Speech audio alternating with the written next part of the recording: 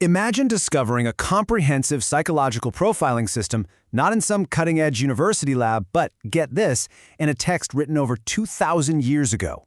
Welcome to this explainer, where we're going to explore a really fascinating intersection. We're looking at how ancient wisdom perfectly mirrors modern psychological and sociological profiling. Specifically, we're diving into a profound lesson from the second chapter of the ancient Jewish text Pirkei Avot, also known as Ethics of the Fathers. This text lays out 5 completely distinct paths to human excellence, and honestly, it's amazing how flawlessly these paths map onto exactly how modern behavioral sciences understand learning, personality, and human development today. Let's get into it. Okay, let's dive into this. Here's our roadmap for the explainer. First, we'll look at the ancient psychology found in Pirkei Avot. Then we'll explore memory and early childhood environment, followed by contrasting empathy with strict psychological boundaries. After that, we'll dive into the concept of the ever-flowing spring, get the master's ultimate verdict, and finally, look at how to actually apply these 5 archetypes to our daily lives. So starting with Section 1, Ancient Psychology in Pirkei Avot, Decoding Rabban Yohanan ben Zakkai. You know, the first-century sage Rabban Yohanan ben Zakkai wasn't just a historical figure. The guy was an incredibly acute observer of human psychology. By evaluating his 5 absolute best students, he basically mapped out exactly how we process knowledge and build character. And what's really interesting here is that where the ancient sages used these beautiful metaphors of agriculture and water, modern science uses terms like neuroplasticity, ambient learning, and cognitive synthesis. But actually, they were describing the exact same human phenomena. The ancients completely recognized that human excellence, it is definitely not a one-size-fits-all model. It manifests in highly distinct, unique personality profiles. So here are the 5 distinct paths to developing personality and knowledge that Rabban Yohanan identified in his students.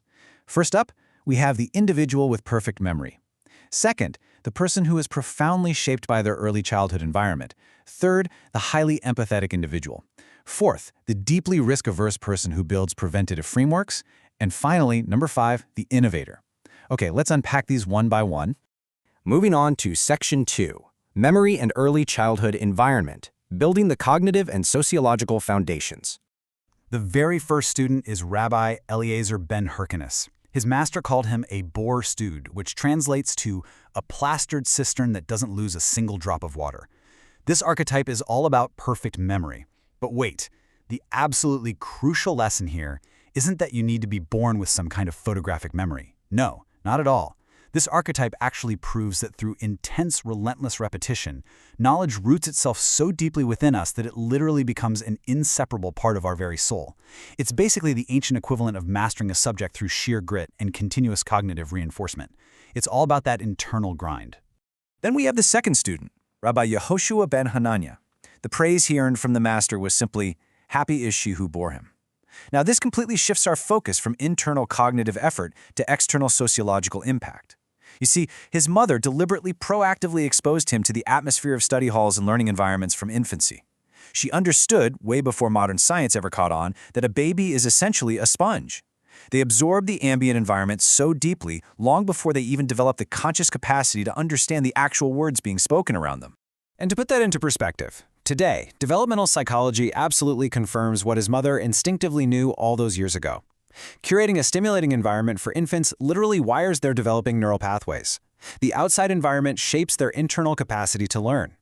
It's just wild to think about how the ambient environment we curate for infants has such a profound, outsized impact on a child's future intellectual and emotional development. The ancients were really ahead of the curve on this one. All right, Section 3, Empathy versus Strict Psychological Boundaries, Navigating Social and Internal Frameworks. So, our third student, Rabbi Yosei the priest, is defined as a Hasid. Now, that term is often translated as pious, but in psychological terms, it really describes the ultimate empathetic personality. This archetype operates completely beyond the letter of the law. I mean, they willingly forego their own honor, they abandon their ego, and they consistently choose mercy, even when strict, dry justice is technically on their side.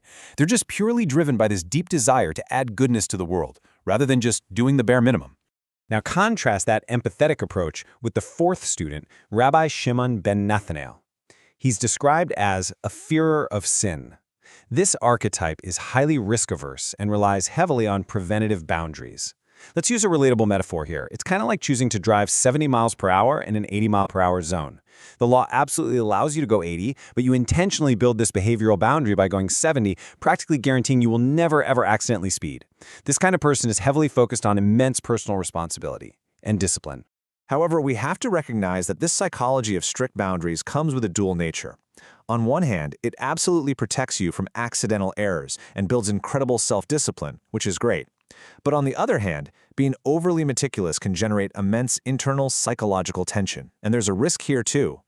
Holding yourself to such exacting standards carries the risk of projecting that same cognitive behavioral rigidity outward.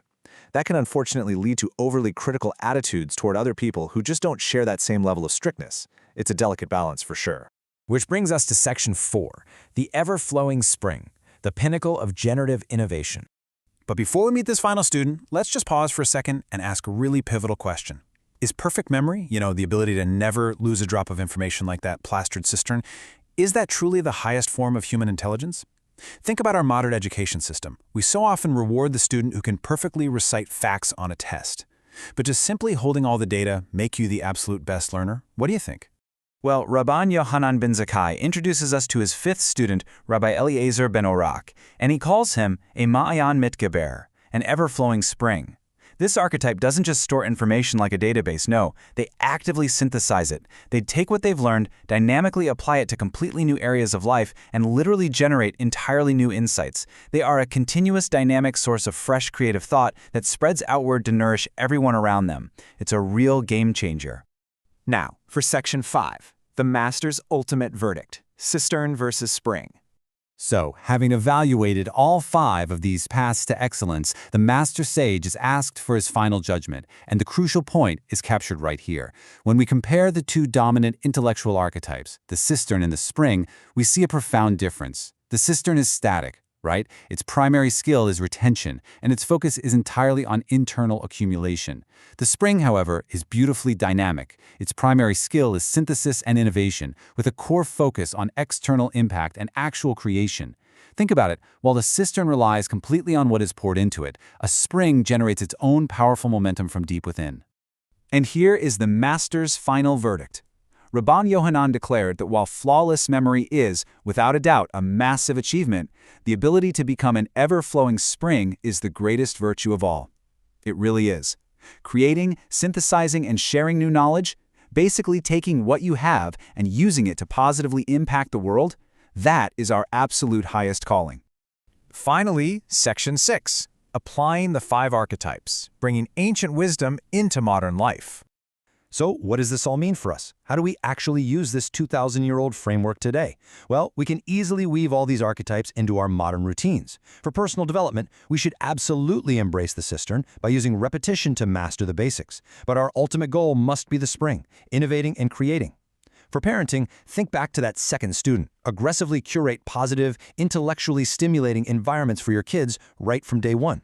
If you're a teacher, try to design your lessons to reward synthesis and creative application, rather than just rote memorization. And in our communities, we should all strive to be the Hasid, leading with empathy, dropping our egos, and always choosing mercy over strict, critical judgment. We are all a mix of these archetypes, but the absolute highest peak of human excellence requires us to stop just collecting data. Look at the information you've gathered in your life, your unique experiences and your skills. How will you synthesize them? How will you become a flowing spring today? Take that thought with you and start creating real impact.